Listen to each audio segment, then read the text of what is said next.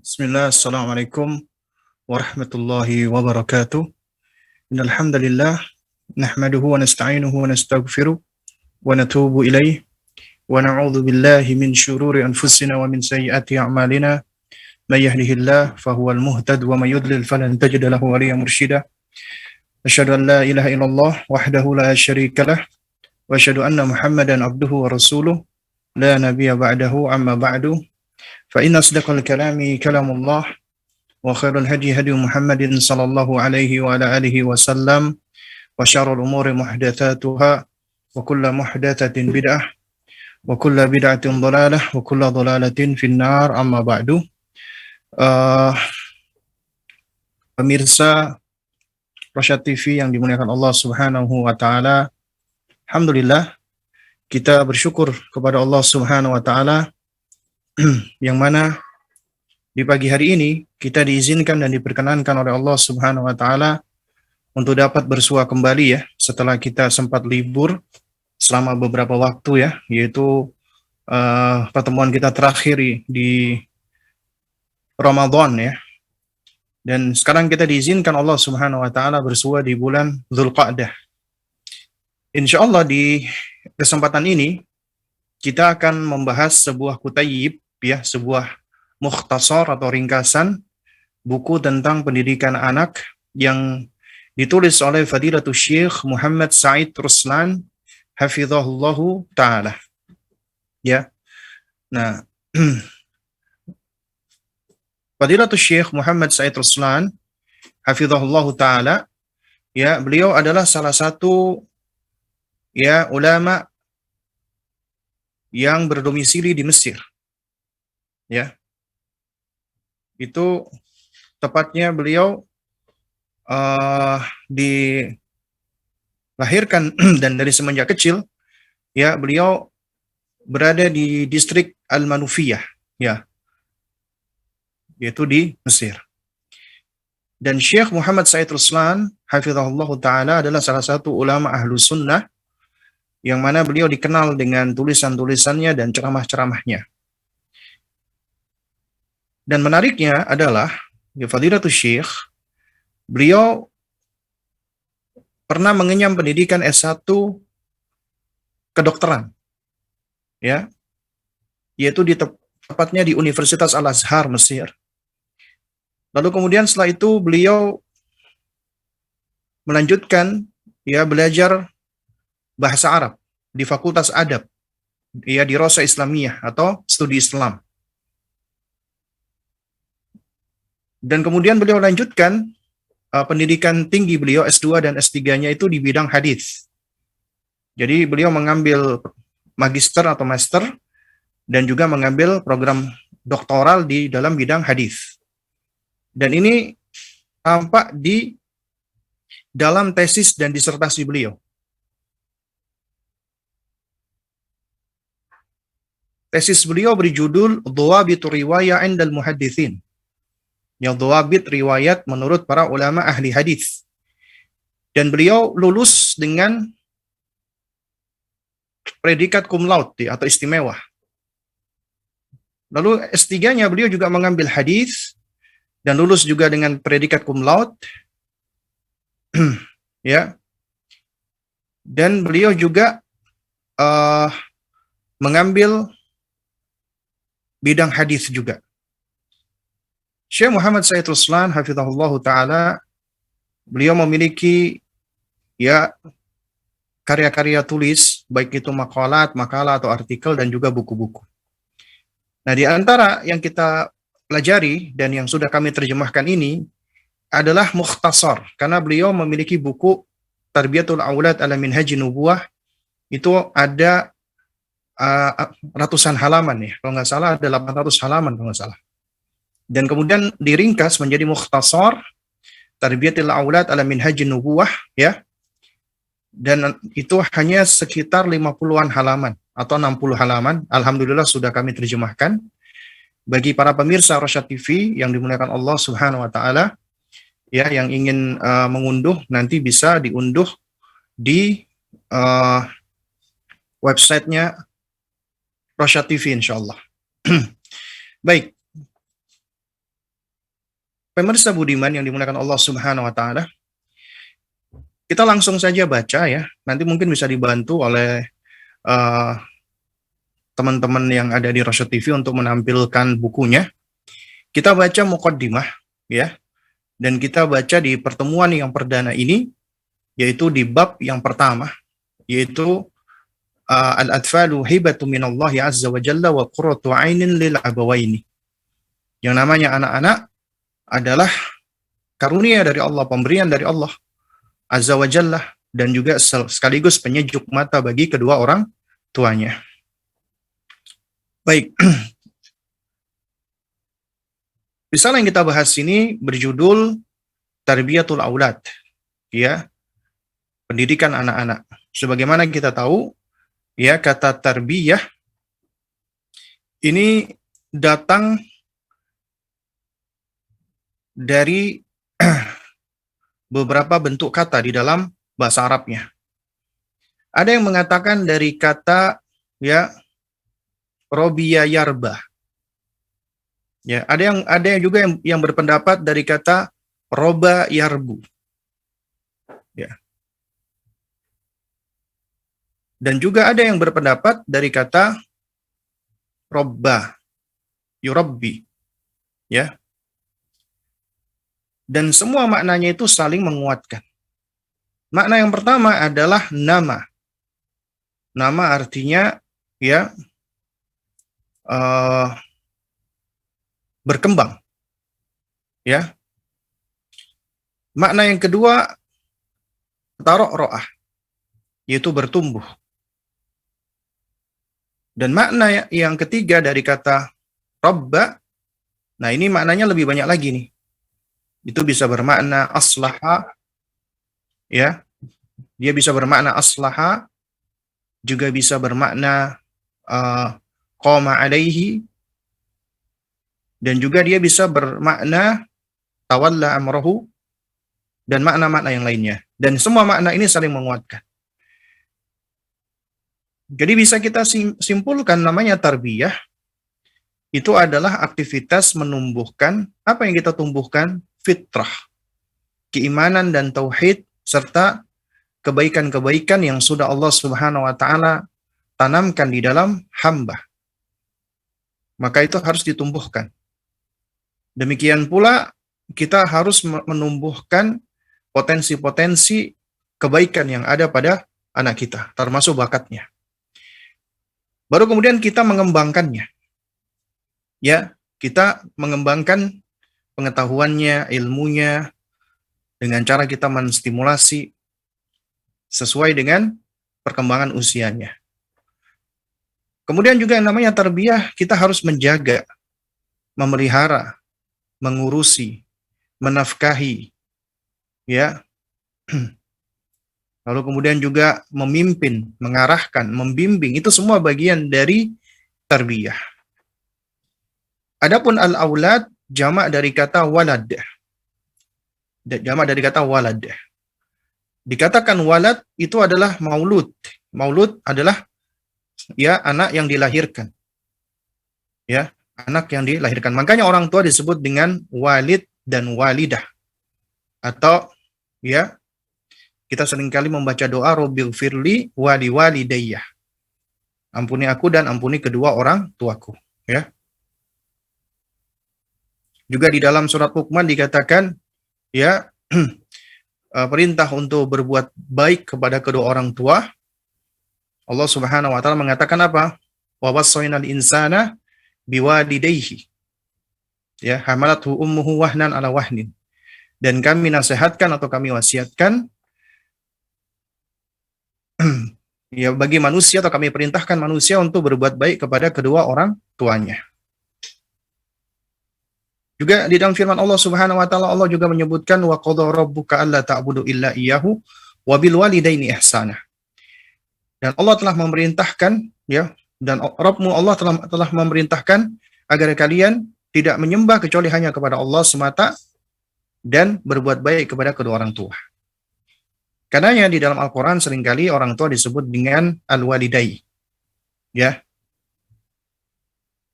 Nah, demikian pula anak disebut dengan al-maulud atau walad. Ya. Disebut dengan walad. Ya. Juga disebut dengan dzurriyah, keturunan. Ya. Juga disebut juga dengan abna, ya, ibnun atau ibnatun. Ya. Nah, jadi yang dimaksud dengan anak-anak di sini tentunya adalah anak-anak yang dilahirkan oleh para ummahat, ya, oleh para ibu, oleh para istri. Dan anak-anak tersebut sejatinya adalah titipan dari Allah. Nah, nanti ini kita akan bahas. Nah, sehingga kita sebagai orang tua berkewajiban untuk menjaga amanat Allah Subhanahu wa taala ini, memeliharanya agar kita tidak jatuh kepada berkhianat atas amanat dari Allah Subhanahu wa taala. Karena itu mendidik anak itu kewajiban dan ini adalah ibadah yang paling panjang. Karena sejatinya kita ketika dihadirkan di muka bumi ini, maka kita nggak akan lepas dari peran dan tanggung jawab kelak kita akan menjadi orang tua dan saat ini kita telah menjadi orang tua dan kita juga akan mempersiapkan calon-calon orang tua yang akan menjalankan estafet kehidupan kita yang akan menjadikan amal kita langgeng, maksud saya. Amal kita menjadi langgeng. Kenapa langgeng? Karena setelah kita mati, kita nggak akan membawa sesuatu apapun. Yang kita bawa hanyalah amalan. Dan amalan itu ada dua, amalan yang terhenti ketika kita meninggal dunia, dan ada amalan yang jariah, amalan yang senantiasa mengalir. Entah itu pahala atau dosanya. Karena yang kita meninggalkan asar, meninggalkan jejak-jejak. Entah itu jejak kebaikan atau jejak keburukan. Mendidik anak itu termasuk kita meninggalkan amal. Karena kata Nabi SAW, "Idza mata ibnu Adam, ya in qata amaluhu illa min thalath." Apabila anak keturunan Adam meninggal dunia, maka terputus amalnya. Kecuali 3 hal, diantaranya adalah ya waladun saleh yad'u lahu. Anak soleh yang mendoakannya, mendoakan orang tuanya. Nah, namun para pemirsa Rasyad TV yang dimuliakan Allah Subhanahu wa taala. Ya. Ternyata tidak semua metode dan cara mendidik anak itu benar. Sebagaimana tidak semua amal itu bisa dikatakan baik karena di situ ada yang buruk, maka demikian pula tidak semua aktivitas pendidikan itu dikatakan baik. Ya. Karena yang namanya suatu amalan, dia akan menjadi bermanfaat, baik dan makbul diterima Allah apabila terpenuhi dari 2 syarat. Dengan 2 syarat. Yaitu yang pertama apabila kita melakukannya lillahi ta'ala, ikhlas karena Allah Subhanahu wa ta'ala. Yang kedua, kita melakukannya secara benar. Ya, dengan benar, shawab. Benar itu berarti di atas tuntunan Nabi SAW. Di atas tata caranya Rasulullah SAW. Maka apabila sesuatu itu berangkat di atas dasar ilmu, ilmunya itu berangkat di atas Al-Quran dan Sunnah, mengikuti tuntunan Nabi, ya, dan juga mencontoh apa yang dilakukan oleh para sahabat Nabi ridwanullah alaihim ajma'in, maka itulah yang dikatakan dengan benar. Apabila terhimpun 2 hal ini, ikhlas dan benar, maka amal kita akan bermanfaat. Akan diterima oleh Allah Subhanahu wa taala. Namun apabila tidak, maka sia-sia. Bahkan 2 syarat ini sebenarnya menjadi standar dan menjadi indikator bagi kita. Manakala kita melakukan sesuatu, kemudian kita mengalami kegagalan misalnya, atau kita mengalami suatu problem, suatu masalah. Contoh misalnya, ya, kita ada konflik rumah tangga yang berkepanjangan, nggak selesai-selesai. Atau kita ada masalah dengan keluarga kita, dengan orang tua kita. Atau kita ada masalah dengan sahabat-sahabat kita. Maka sejatinya nggak lepas dari 2 hal ini. Bisa jadi ketika kita membangun rumah tangga, atau ketika kita berkeluarga, atau ketika kita bersahabat, ternyata kita tidak membangunnya di atas dasar lillahi ta'ala, karena Allah. Karena segala sesuatu yang dilakukan tanpa dasar lillah, maka biasanya tidak akan langgeng. Atau yang kedua, bisa jadi karena rumah tangga yang kita bangun, atau keluarga yang kita bentuk, atau ya uh, persahabatan yang kita upayakan, itu juga tidak berangkat di atas dasar ilmu. Artinya kita tidak benar membangun persahabatan atau keluarga tersebut. Maka ini juga akan hancur berantakan. Jadi apabila kita melihat ada masalah dengan kita, dengan keluarga kita, anak kita, istri kita, sahabat kita, atau apapun itu, termasuk usaha kita, maka tengoklah dua poin utama ini. Agar kita senantiasa mengevaluasi diri, muhasabah. Bisa jadi selama ini kita kurang ikhlas. Atau bisa jadi selama ini ternyata saya kurang benar atau tidak benar di dalam melaksanakannya atau di dalam mempraktekannya.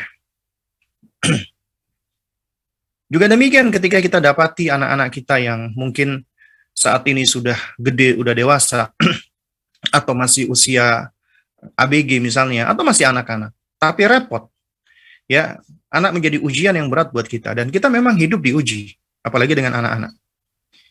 Nah, kalau kita melihat ada masalah dengan anak kita, maka jangan langsung kita menyalahkan mereka, ya, kita langsung menyalahkan orang lain tanpa kita memperhatikan diri kita. Karena ketika kita menunjuk, ya, dengan jari telunjuk kita, maka 3 jari yang lain itu mengarah ke diri kita. Karenanya, kita perlu untuk evaluasi dan muhasabah.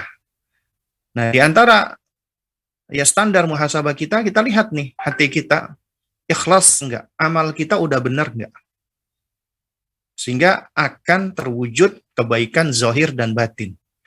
Batin kita lillahi ta'ala, zahir kita sesuai dengan ilmu, mengikuti tuntunan Nabi. Maka demikian pula di dalam tarbiyatul aulad, di dalam mendidik anak. Mendidik anak adalah termasuk ibadah yang terpanjang yang dialami oleh manusia. Karenanya kita harus ikhlas dan juga harus benar di dalam melaksanakannya. Apalagi agama kita agama sempurna. Ya al-yauma akmaltu lakum dinakum. Ya, pada hari ini telah aku sempurnakan untuk kalian agama kalian. Allah telah sempurnakan agama ini. Sehingga tidak ada satupun jalan yang dapat menghantarkan seseorang kepada kebahagiaan, yang dapat membawa seseorang kepada keselamatan, yang dapat ya menghantarkan seseorang ke surganya Allah, melainkan sudah diterangkan oleh Rasulullah SAW. Sudah diterangkan oleh Allah dan Rasulnya.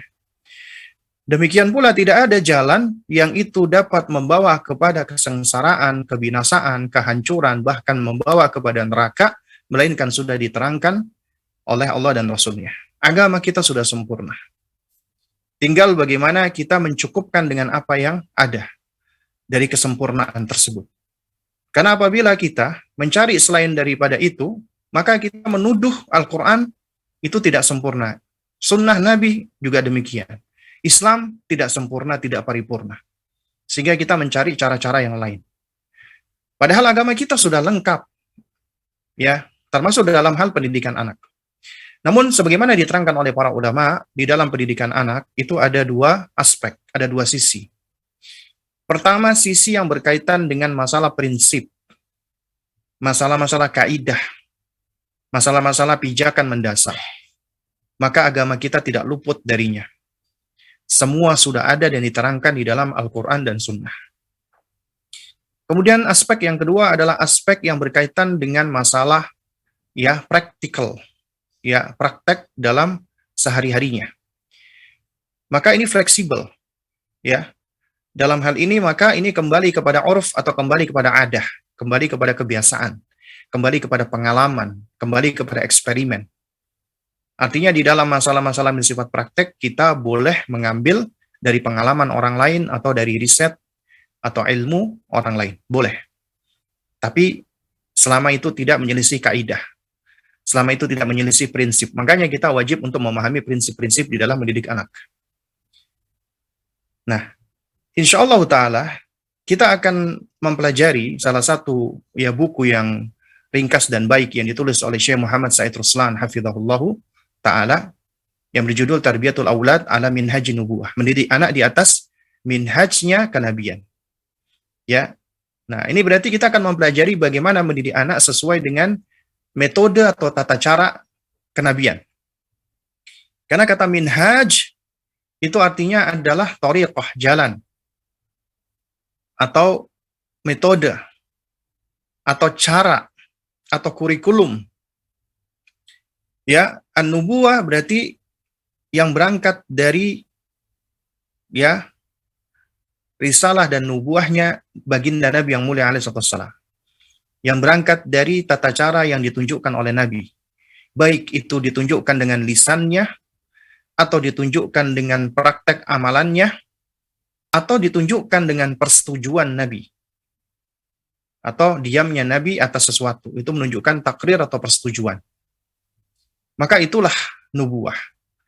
Jadi kita mendidik anak sesuai dengan metode yang berangkat dari apa yang diucapkan, dipraktekkan, dan disetujui oleh Rasulullah Sallallahu Alaihi Wasallam, dan kemudian juga diikuti oleh para sahabat Nabi Ridwanullah alaihim ajma'in. Nah, ini adalah judul buku yang ditulis atau yang diberikan oleh Syekh Muhammad Said Ruslan, Tarbiyatul Auladi ala Minhajin Nubuwati wa Huququhum fil Islami, dan hak-haknya anak di dalam Islam, karena mereka juga punya hak yang harus ditunaikan. Menunaikan hak mereka berarti juga ini menunaikan amanat Allah Subhanahu wa taala, karena anak kita adalah titipan. Mereka sejatinya milik Allah, dititipkan kepada kita. Mereka punya hak yang harus kita berikan. Ya. Nanti akan kita pelajari. Baik. Qala al-muallifu hafizahullah, penulis Syekh Muhammad Said Ruslan berkata di dalam muqaddimah, innal hamdalillahi nahmaduhu, sesungguhnya alhamda, sanjungan, pujian yang paling utama, yang paling sempurna, lillahi, hanyalah untuk Allah dan milik Allah semata. Jadi tidak ada sanjungan pujian yang paling sempurna kecuali hanya ditujukan untuk Allah, dan itulah milik Allah Subhanahu wa taala. Nahmaduhu, yang kita memujinya, menyanjungnya. Perlu kita pahami bersama, alhamdu itu adalah pujian atau sanjungan yang berangkat dari rasa ta'zim dan mahabbah, pengagungan dan cinta. Beda dengan al-madhu. Jadi ada namanya al-madhu. Ada alhamdu, ada al-madhu. Al-madhu itu sana, pujian. Tapi pujian ya hanya sekedar pujian belaka. Biasanya itu hanya diucapkan oleh lisan meskipun hati tidak ridho. Ya. Seperti misalnya ya para penyair yang memuji para raja dengan syair-syairnya, dengan sanjungan-sanjungannya. Itu al-madhu. Ya. Artinya pujian-pujian yang tidak berangkat dari kecintaan dan pengagungan, maka itu tidak disebut dengan alhamdu. Alhamdu artinya pujian yang berangkat dari pengagungan. Karena ini wujud dari rasa syukur kita kepada Allah Subhanahu wa taala atas segala kebaikan yang Allah berikan. Allah memberikan kita nikmat hidup, nikmatul ijad, nikmat keberadaan, nikmat eksistensi. Tadinya kita tidak ada, Allah adakan kita.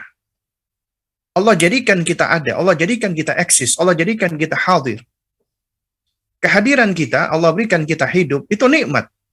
Makanya, ya ada sebagian salaf mengatakan, ya,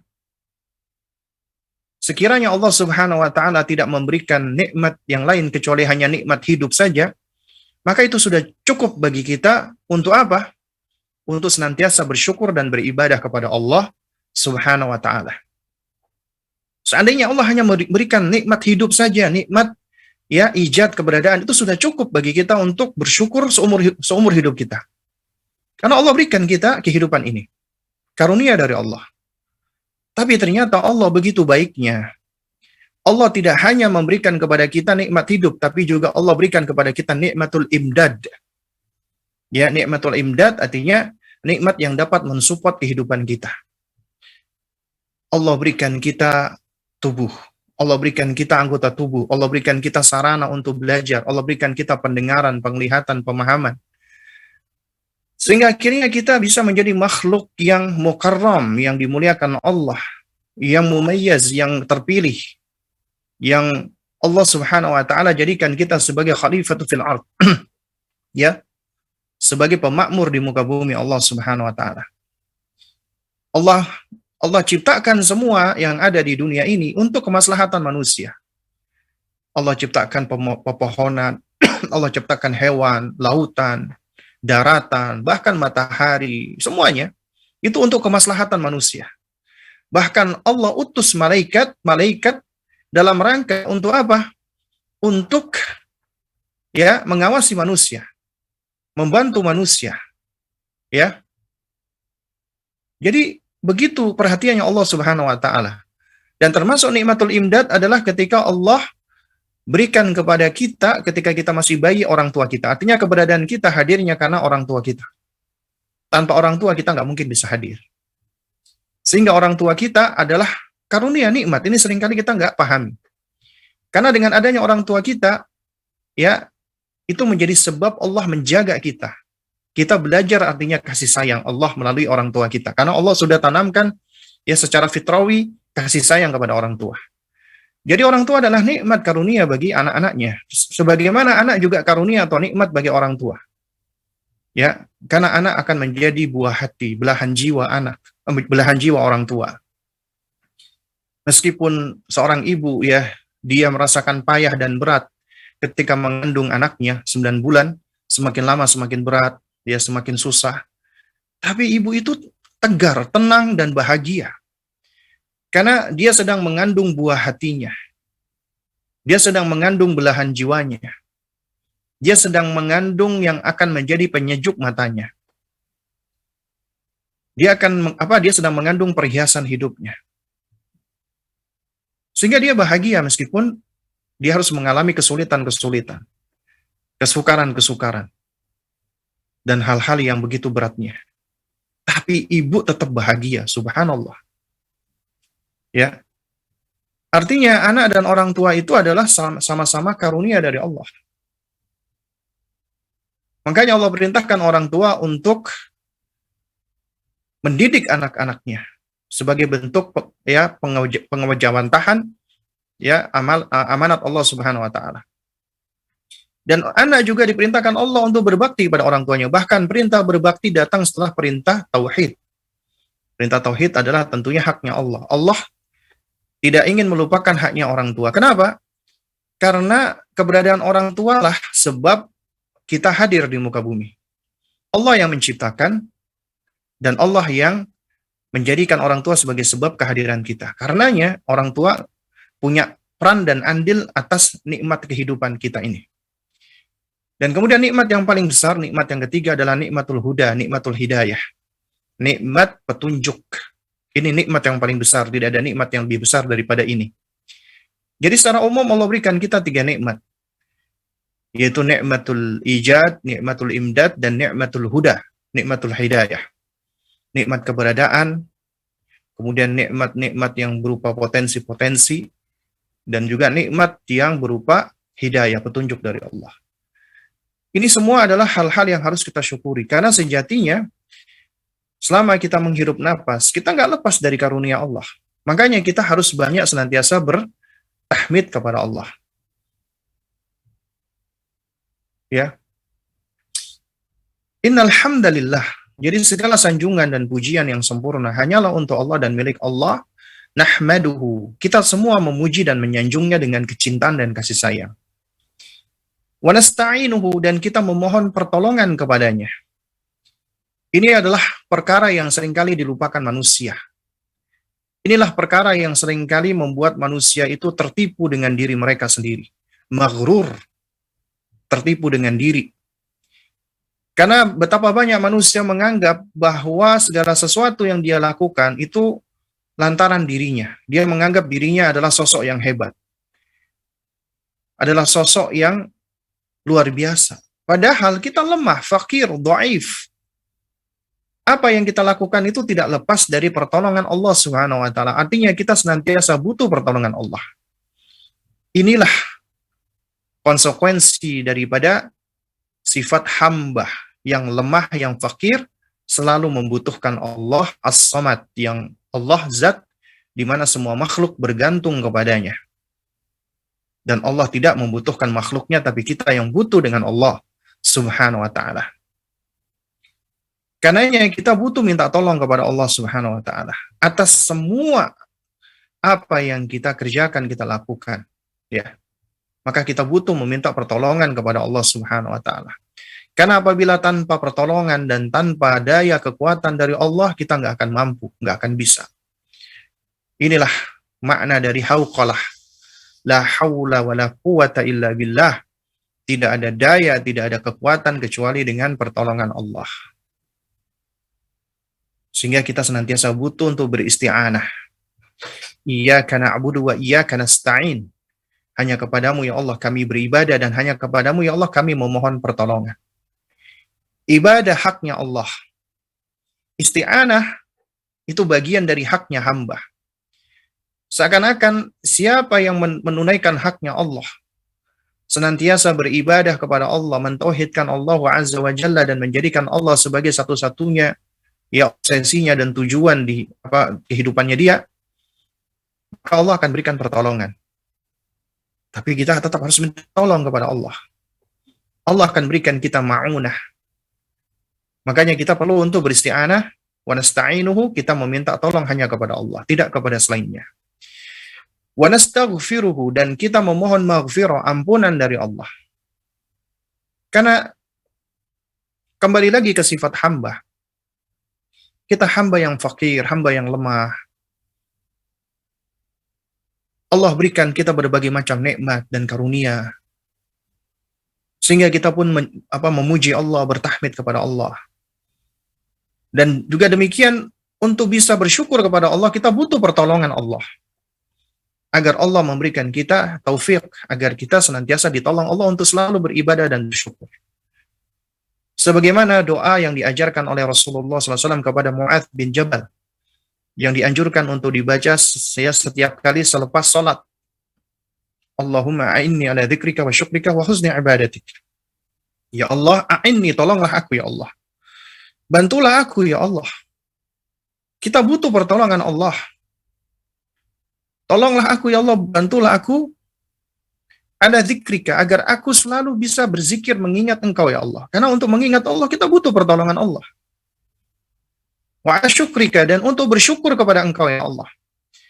Karena tanpa izin dan pertolongan dari Allah, kita nggak mungkin bisa bersyukur kepada Allah. Bukankah Allah yang mengatakan, wa qalilun min ibadiyasy syakur. Alangkah sedikitnya hamba-hamba Allah yang bersyukur. Nggak banyak yang bersyukur. Makanya kita butuh pertolongan Allah agar Allah jadikan kita termasuk asyakirin, orang-orang yang selalu bersyukur kepada Allah. Karena siapa yang bersyukur kepada Allah, maka sejatinya dia itu bersyukur untuk kebaikan dirinya. Ya, wa man syakara fa innama yashkuru li nafsihi. Ya, siapa yang bersyukur, maka sejatinya dia bersyukur untuk kebaikan dirinya sendiri. Ya.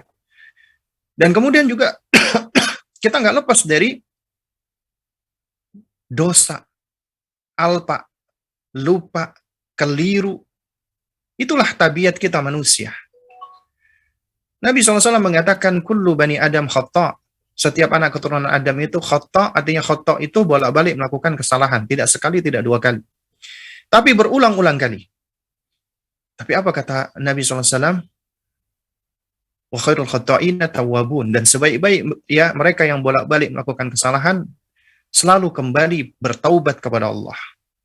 Awal taubat, awali dengan istighfar dan memperbanyak memohon ampun kepada Allah. Kita minta ampunan kepada Allah, karena kita ini nggak lepas dari dosa dan salah.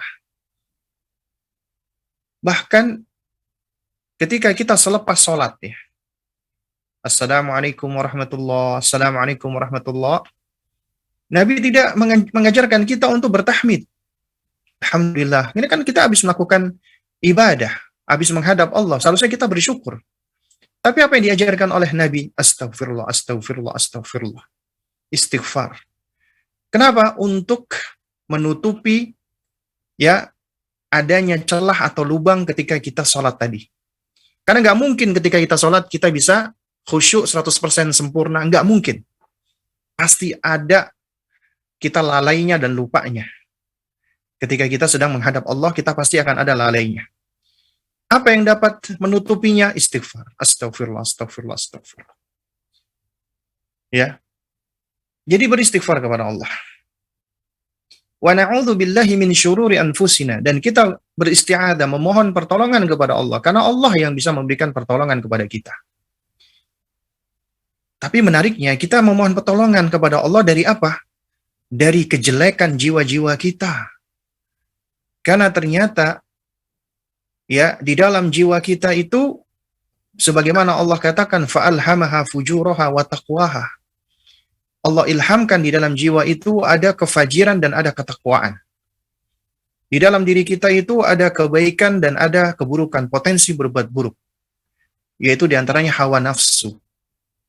Ya, yaitu nafsu yang senantiasa mengajak kepada keburukan-keburukan, dan juga dari faktor luar ada syaitan yang senantiasa mengajak. Tapi ya, yang paling banyak mempengaruhi manusia itu adalah nafsunya, dirinya. Karena itu kita dianjurkan untuk memohon perlindungan kepada Allah dari kejelekan jiwa-jiwa kita. Karena jiwa kita ini di dalam diri kita itu ada keburukan-keburukan.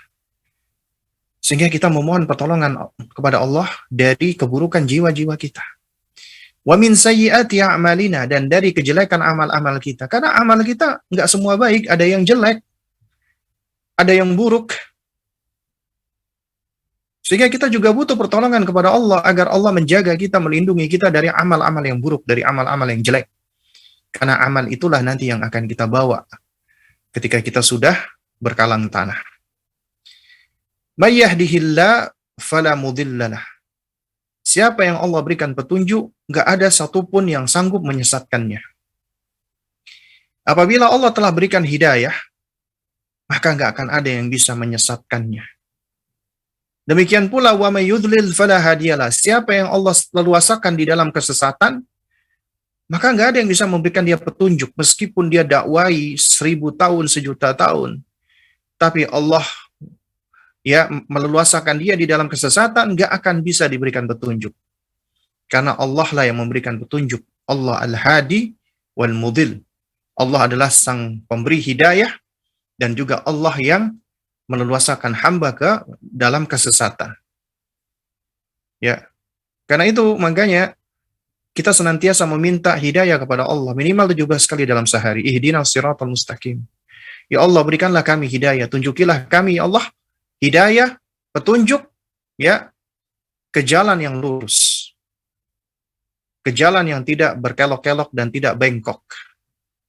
Yaitu jalannya Allah Subhanahu wa taala. Dan ini adalah jalannya para anbiya, para nabi, war rusul dan para rasul. Ya, wasiddiqin dan orang-orang yang siddiq, wasyuhada dan orang-orang yang mati syahid, ya wassalihin dan orang-orang saleh. Siapa mereka? Tentunya setelah para nabi dan rasul, mereka adalah ashabun nabi, para sahabat nabi, dan kemudian para salaf. Terutama di tiga generasi pertama. Wa asyhadu an la ilaha illallah wahdahu. Aku bersaksi bahwasanya tidak ada sesembahan yang hak kecuali Allah semata.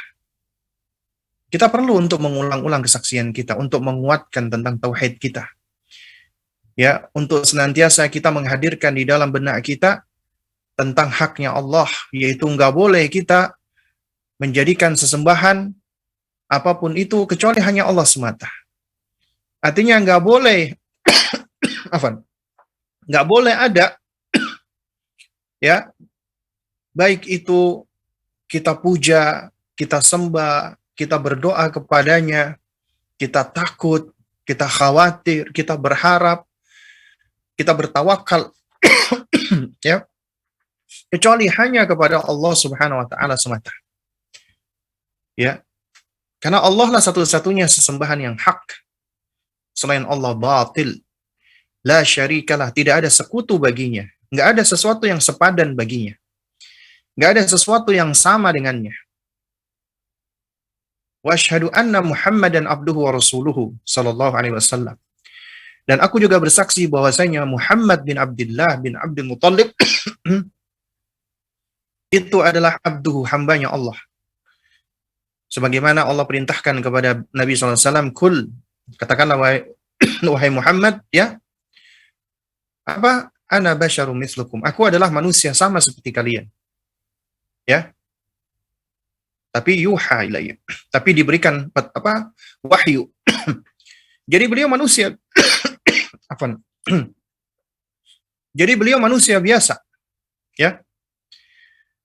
Manusia biasa artinya makhluk yang lemah, butuh kepada Allah dan tidak memiliki atribut sifat-sifat ketuhanan seperti Allah. Karenanya nggak boleh kita berikan atribut-atribut tersebut meskipun itu sebagai bentuk sekedar pujian, karena pujian-pujian yang berlebihan itu membahayakan. Termasuk Nabi tidak ridha dengan hal tersebut. Seperti mengatakan Nabi mengetahui ilmu ghaib, Nabi memegang kunci-kunci ilmu ghaib, Nabi mengetahui ilmu lauhil mahfuz, ya. Kemudian juga Nabi bisa memberikan maslahat dan madarat bagi orang-orang yang hidup saat ini sehingga sebagian berdoa meminta kepada Nabi dan seterusnya. Ya, maka ini adalah sudah mencederai haknya Nabi SAW. Karena syahadat kita adalah Nabi hamba. Hamba itu beribadah. Tapi Allah jadikan beliau manusia yang istimewa dan sempurna. Beliau jadikan beliau Rasul, utusan Allah. Sehingga kita muliakan beliau sebagai manusia, tapi manusia istimewa, manusia pilihan yang kita tiru dan kita contoh. Artinya tidak ada teladan yang benar kecuali hanya Rasulullah Sallallahu Alaihi Wasallam. Amma ba'du. Adapun setelah itu, ya, fa inna asdaqal hadithi kitabullah. Sesungguhnya asdaqal hadithi, ya, perkataan yang paling benar, perkataan yang paling jujur, perkataan yang paling tepat adalah kitabullah, yaitu Al-Quranul Karim, ya, kalamullah, perkataan Allah Subhanahu wa Ta'ala. Makanya Al-Quran itu seringkali disebut dengan Al-Quran atau kitabullah atau Alkitab. Karena Allah menjaga Al-Quran, baik itu dalam qiraahnya, karena Al-Quran diantara maknanya adalah al-maqru', sesuatu yang dibaca. Al-Quran, ya, Quranan artinya sesuatu yang dibaca. Allah jaga bacaannya. Siapa yang baca keliru, baca salah, ya, siapa yang bacanya sengaja merubah-rubah, bakal ketahuan. Allah jaga.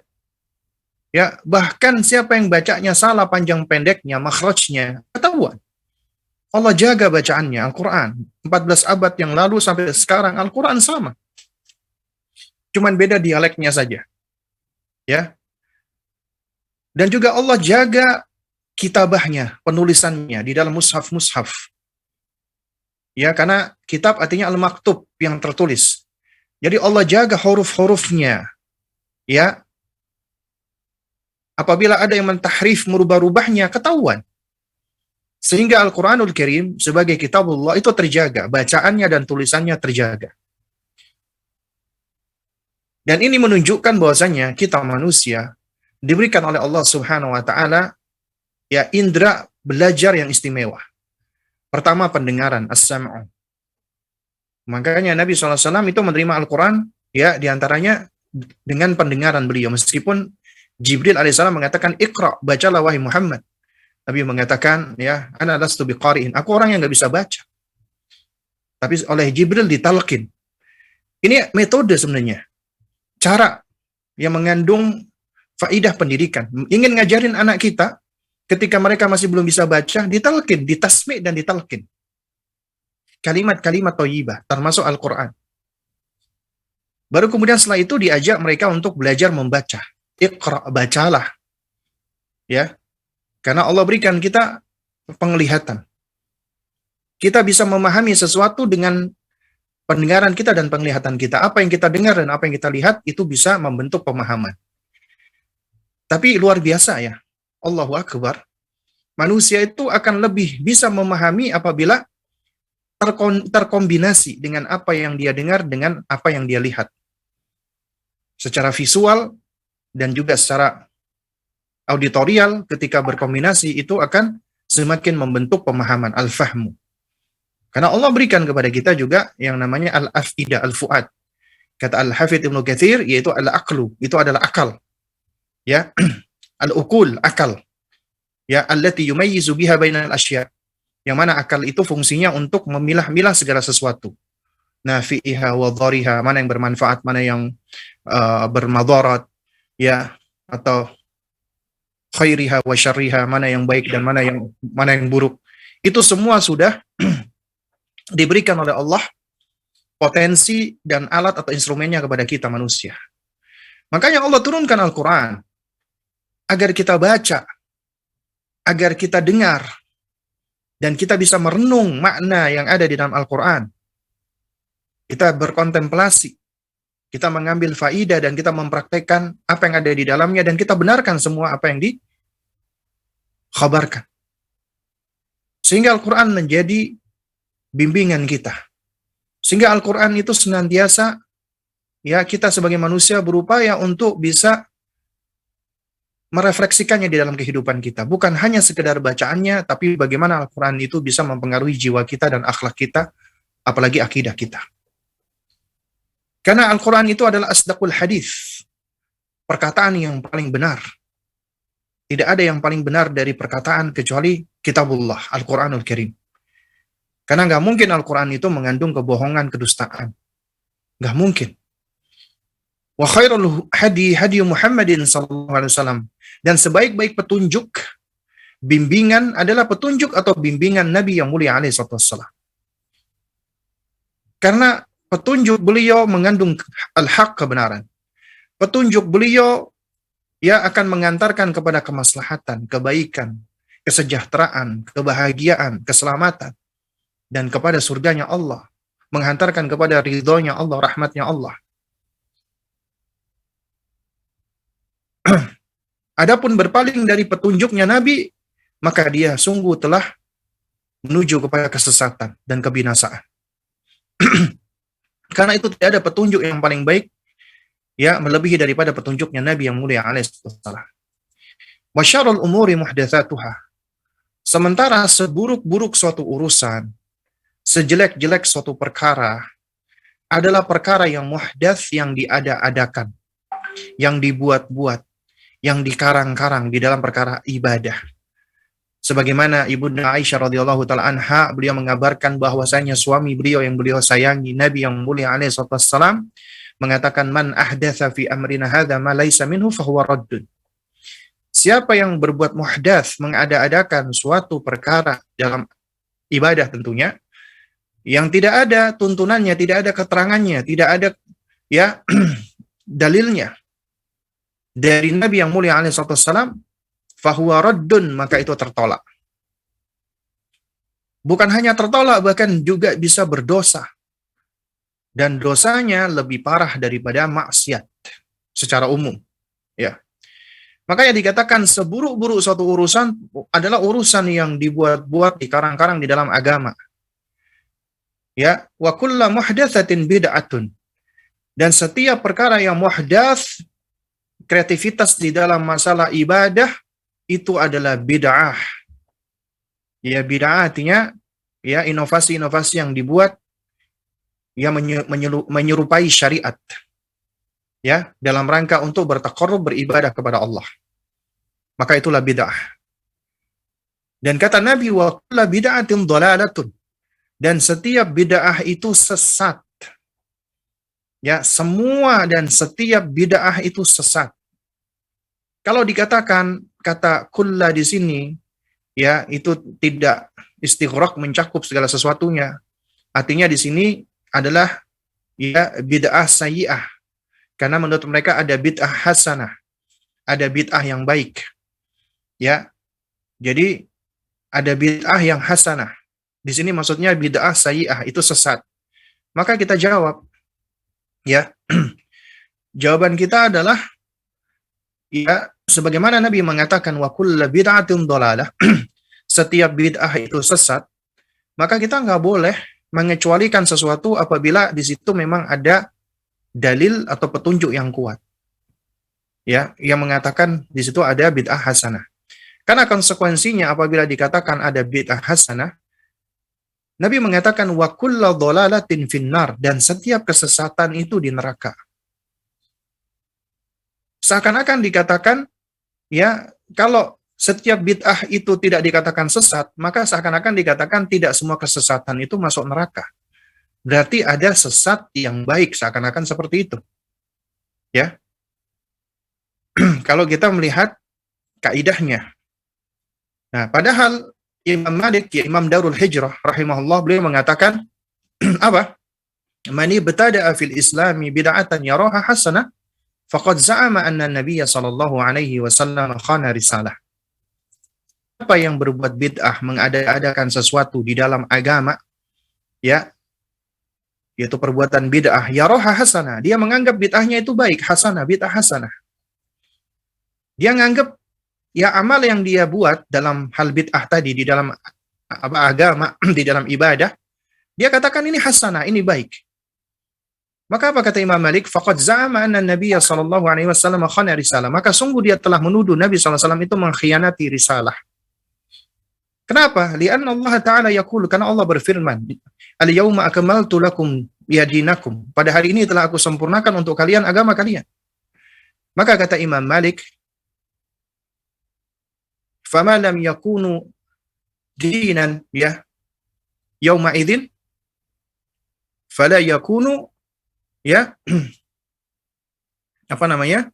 Ad-din fi hadzal yaum au kama qala. Ya.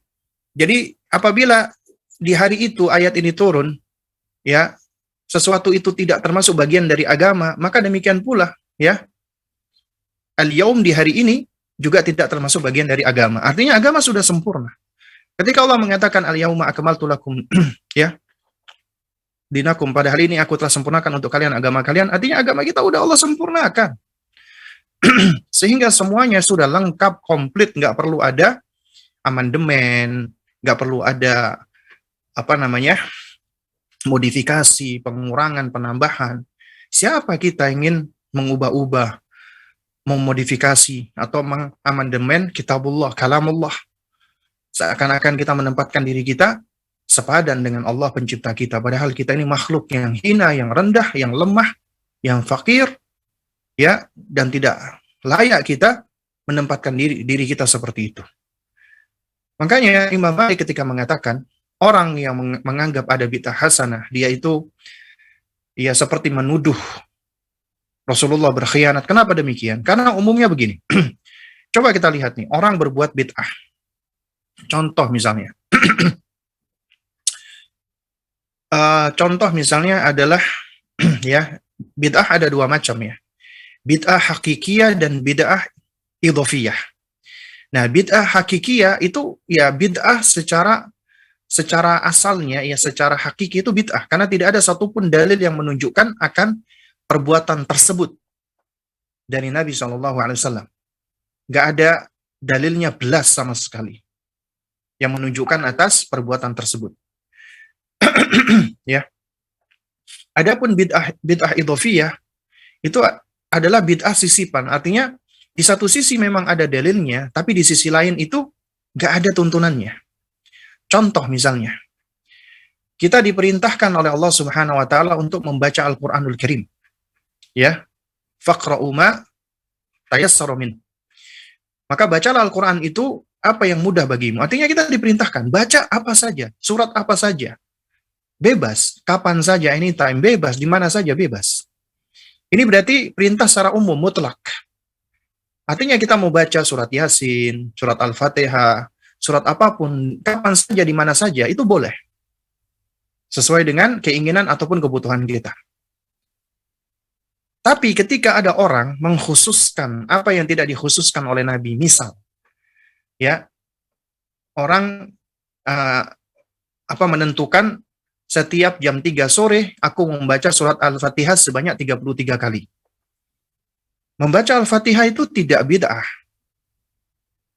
Tapi menentukan bilangannya 33 kali, menentukan waktunya, dan semisalnya, itulah yang bid'ah. Itulah yang bid'ah. Kalau ada yang mengatakan, loh, emangnya kami dilarang untuk baca surat Al-Fatihah, maka kita jawab, Anda tidak dilarang untuk membaca surat Al-Fatihah. Tapi Anda dilarang untuk mengkhususkan apa yang tidak dikhususkan oleh Nabi. Ketika Anda menentukan bilangan-bilangan atau tata cara sendiri. Itu yang dilarang.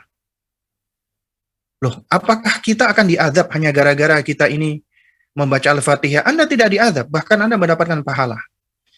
Tapi dikarenakan Anda ngarang-ngarang buat tata cara sendiri yang tidak dituntunkan oleh Nabi, maka Anda telah berbuat bid'ah. Dan bid'ah itu diancam, dan Anda bisa diancam dengan dosa, dengan azab, dengan siksa. Loh, bukankah membaca Al-Fatihah itu baik? Baik. Ya, memang baik. Nggak ada yang mengatakan tidak baik. Lalu kenapa kami dilarang untuk membaca surat Al-Fatihah? Kami tidak melarang Anda. Tapi kami melarang apabila Anda menentukan sesuatu yang tidak ditentukan oleh Rasulullah SAW. Kalau Anda misalnya, ya, misalnya Anda membaca Al-Fatihah sebanyak 33 kali, pertanyaan kami adalah, apa dasar Anda menentukan membaca surat Al-Fatihah 33 kali? Wah, itu kan bebas dong. Bukankah kita boleh membaca surat Al-Fatihah itu berulang-ulang kali? Ya memang benar. Anda boleh membacanya 100 kali, 150 kali, 1 kali, 5 kali, boleh. Yang menjadi pertanyaan, kenapa Anda menentukan 33 kali? Berarti penentuan 33 kali atau di waktu sore jam 3, berarti Anda mengkhususkan sesuatu yang tidak pernah dikhususkan oleh Nabi. Anda mengkhususkan bilangan 33. Nah, kalau Anda katakan itu baik, pertanyaan kami adalah, apakah Nabi SAW tahu tidak tentang hal ini? Bahwasanya membaca surat Al-Fatihah 33 kali itu baik. Nabi tahu nggak? Kalau Anda katakan Nabi tidak tahu, berarti Anda sudah menuduh Nabi SAW itu, mohon maaf, lebih jahil daripada Anda. Ini bisa jatuh kepada kekufuran. Berarti Anda menganggap diri Anda lebih pintar daripada Nabi. Tapi kalau Anda katakan bahwasanya Nabi tahu, maka kita masuk ke pertanyaan berikutnya. Berarti kalau Rasulullah tahu, berarti harus ada buktinya. Harus ada datanya yang otentik. Di mana buktinya bahwasanya Nabi SAW itu tahu tentang keutamaan membaca Al-Fatihah 33 kali di jam 3 sore misalnya. Berarti Anda harus menunjukkan bukti. Ya, harus menunjukkan bukti tersebut. Karena apabila Anda tidak bisa menunjukkan bukti, berarti itu cuma klaim belaka, berarti Anda berdusta atas nama Nabi. Man kadzaba alayya muta'ammidan falyatabawa maq'adahu minan nar. Siapa yang berdusta atas namaku, maka persiapkanlah tempat duduknya di atas api neraka. Itu ancaman Nabi di dalam hadis yang mutawatir. Ya. Atau Anda menuduh ya bahwasanya Nabi SAW tahu ada keutamaan 33 kali membaca Al-Fatihah, tapi Nabi tidak menyampaikan, Nabi simpan. Karena tidak ada hadisnya. Berarti tidak ada hadisnya, berarti Nabi tidak menyampaikan. Berarti Nabi menyembunyikan. Berarti Anda menuduh Nabi SAW itu menyembunyikan ilmu dari Allah. Padahal Allah memerintahkan Nabi untuk menyampaikan semua kebaikan kepada umatnya. Tidak ada satupun kecuali sudah Nabi sampaikan. Berarti Anda menuduh Nabi itu berkhianat. Inilah kata Imam Malik. Ya, faqad za'ama anna Nabiya sallallahu alaihi wasallam khana risalah. Maka sungguh dia telah menuduh Nabi itu berkhianat terhadap risalah. Karena ada yang nggak disampaikan oleh Nabi. Ada yang disembunyikan oleh Nabi. Seakan-akan Anda menuduh Nabi demikian. Ya. Karena itu ketika Anda menentukan bilangan 33 kali atau waktu jam 3 sore misalnya, maka kita tanyakan, apa argumentasi dan dalilnya? Padahal ketika kita ingin melakukan sesuatu, kita meyakini wa khairul hadi Muhammadin sallallahu alaihi wasallam, sebaik-baik petunjuk Nabi sallallahu alaihi wasallam. Bahkan sekiranya kita ini mencukupkan diri dengan apa yang ada hadisnya, apa ada sunnahnya, kita seringkali nggak sanggup, nggak mampu untuk mengamalkannya. Yang udah ada dalilnya yang sahih, kita nggak mampu, nggak sanggup. Lalu untuk apa kita mencari-cari yang lain, yang tidak ada tuntunannya dari Nabi? Yang mana itu hanya mendapatkan kelelahan, capek, tapi kita nggak dapat apa-apa, malah kita dapat dosa. Inilah bahayanya bid'ah. Ya, makanya di sini di dalam khutbatul hajah, Nabi ingatkan wa kullu muhdatsatin bid'ah wa kullu bid'atin dhalalah wa kullu dhalalatin finnari. Ya, jadi setiap inovasi di dalam ibadah itu bid'ah, setiap bid'ah itu sesat, dan setiap sesat neraka tempatnya. Ini yang mengatakan siapa? Rasulullah Sallallahu alaihi wa ala alihi wasallam. Dan ini ancaman dari Nabi SAW. Bukan artinya ketika kita membawakan hadis ini berarti kita menuduh kamu masuk neraka, kamu masuk neraka. Enggak. Jadi harus dibedakan antara seseorang yang menunjukkan tentang keburukan suatu amalan, misalnya ini amal maksiat, ini adalah amalnya penghuni neraka, bukan artinya kita menvonis pelakunya pasti masuk neraka. Enggak. Bukan artinya kita mengingatkan demikian berarti kita ini adalah ahlul jannah pasti masuk surga. Enggak. Ini adalah pandangan-pandangan yang berangkat dari kegagalan logika, logical fallacy. Ya. Karena ketika kita mengingatkan sesuatu dari amalan, dari perbuatan, dari perkataan yang keliru, yang salah, berarti ini sebagai mimbabi nasiha, karena kita sayang, kita care, kita perhatian, dan kita cinta dengan mereka, agar mereka meninggalkan kesalahan dan keburukan tersebut. Bukan artinya kita menvonis mereka masuk neraka. Apa hak kita? Nggak boleh. Akidah ahlu sunnah nggak boleh mentakyin seseorang masuk neraka dari ahlul iman. Nggak boleh. Haram hukumnya. Ya, seperti misalnya contoh ya. Ketika Nabi SAW mengatakan, ma asfala minal ka'baini minal izari fa finnar. Ya, segala sesuatu dari pakaian yang berada di bawah mata kaki, maka tempatnya neraka. Ini ancaman dari Nabi. Bukan artinya orang yang memanjangkan pakaiannya di bawah mata kaki pasti masuk neraka. Enggak. Itu semua kembali kepada ya hak prerogatifnya Allah. Allah yang menentukan apakah Allah ampuni ataukah tidak. Karena semua ya amal yang dilakukan oleh hamba itu akan diampuni Allah, dimaafkan Allah sesuai dengan kehendak Allah dan keadilan Allah, kecuali satu, syirik. Itu yang tidak akan diampuni dan dimaafkan Allah kecuali apabila dia bertaubat kepada Allah sebelum wafatnya, sebelum ruhnya tercabut. Nah, jadi jamaah sekalian, para pemirsa Rosatif yang dimuliakan Allah Subhanahu wa taala, ya ini sebenarnya dari khutbatul hajah yang disebutkan oleh Fadilatul Syekh, ya ini kita bisa banyak mengambil pelajaran-pelajaran sebenarnya. Karena di dalamnya juga mengandung kaidah-kaidah loh di dalam mendidik. Karena di dalam mendidik itu kita perlu mengajarkan rasa syukur kepada anak. Menumbuhkan agar senantiasa anak itu bersyukur kepada Allah. Agar mereka senantiasa juga beristi'anah kepada Allah, minta tolong kepada Allah, sebagaimana nasihatnya Rasulullah kepada siapa? Abdullah bin Abbas radhiyallahu ta'ala anhuma ketika masih kecil. Idza sa'alta fas'alillah wa idza sta'anta fasta'in billah. Jika kamu mau minta, anak minta kepada Allah. Jika kamu mau mohon pertolongan kepada Allah. Ajarkan anak kita dari semenjak kecil mohon pertolongan kepada Allah, beristi'anah kepada Allah. Wa nastaghfiruh, dan juga ajarkan anak kita untuk senantiasa membiasakan dirinya mengucapkan astaghfirullah. Meskipun dia masih bara'ah, masih belum berdosa, karena belum balik, tapi ketika kita sudah mengajarkan tentang konsep agar mereka senantiasa banyak bertaubat, ya, banyak beristighfar kepada Allah, maka ini akan menjadi kebiasaan yang baik bagi mereka. Yang mana ketika mereka beranjak dewasa, ya, maka ini bisa menjadi salah satu sebab penjagaan mereka jatuh kepada banyaknya kemaksiatan. Karena di antara faidah istighfar ini akan melunturkan dosa. Dosa apabila menempel ke dalam diri seseorang akan menyebabkan seseorang itu berat melakukan amal ketaatan.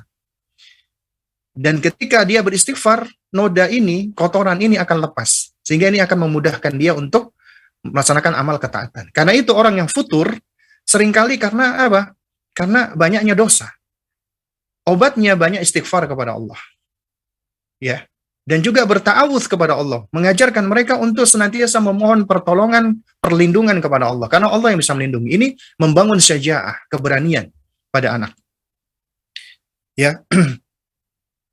Dan juga agar anak itu kita didik mereka di atas hidayah, Dan kita Allah berikan kemampuan memberikan hidayatul bayan wal irsyad. Hidayah untuk menyampaikan, menasehati, mengarahkan, dan membimbing. Selebihnya Allah. Hidayatul taufiq di tangan Allah. Hidayatul qabul di tangan Allah. Ya. Jadi hidayah dalam bentuk ilham wal qabul wat taufiq di tangan Allah. Allah yang menyebabkan dia menerima nasihat kita. Allah yang menyebabkan dia saleh, bukan kita. Kita hanya menasehati dan menyampaikan. Demikian pula apabila Allah leluasakan kepada kesesatan, tidak ada yang bisa menolongnya. Kemudian kita ajarkan tentang tauhid. Persaksian asyhadu an la ilaha illallah wahdahu la syarikalah. Ini adalah pondasi di dalam segala hal, termasuk dalam pendidikan.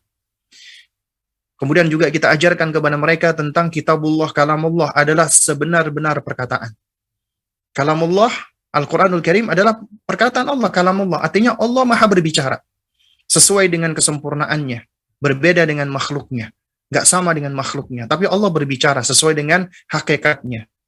Nggak ada yang tahu bagaimana caranya. Ya, kecuali Allah Subhanahu wa taala. Tapi Allah bersifat kalam, berbicara. Dan kalamnya Allah ini ya adalah sesuai dengan kesempurnaan dan kebesaran Allah. Dan Al-Quran adalah kalamullah, bukan ciptaan Allah, bukan makhluk, tapi kalamullah, perkataan Allah. Allah turunkan melalui perantaran Jibril alaihissalam, disampaikan kepada Nabi kita yang mulia alaihissalam, agar Al-Quran ini bisa disampaikan kepada kita. Ya, kita ajarkan agar anak-anak kita mencintai Al-Quran. Kemudian kita ajarkan agar mereka juga mencintai sunnah Nabi, mengikuti sunnah Nabi, petunjuk Nabi. Dan kita ajarkan agar mereka menjauhi, ya, mulai dari semenjak dini perkara-perkara yang tidak pernah dituntunkan oleh Nabi, yaitu perkara bid'ah. Ini mengandung pondasi pendidikan sebenarnya dari khutbatul hajah. Ya, ini karena sudah pukul 10 lewat ya. Mungkin kita cukupkan dulu sampai di sini ya. Insya Allah nanti kita lanjutkan di pertemuan berikutnya.